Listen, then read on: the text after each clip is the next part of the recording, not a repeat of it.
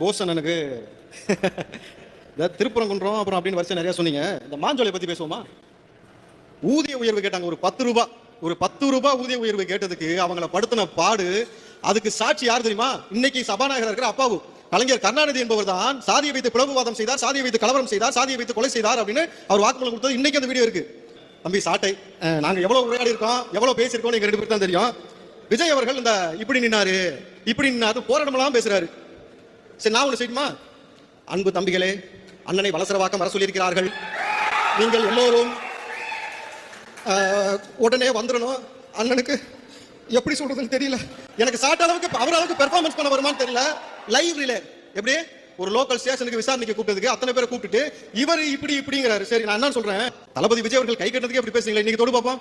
ஏன்னாக்கா ஒரு அரசியல் களத்துக்குள்ள ஒருத்தர் வராருன்னு சொன்னாலே எந்த அடிப்படையில் நீங்க அவர் எதிர்க்கிறீங்க சொல்லுங்க பாப்போம்.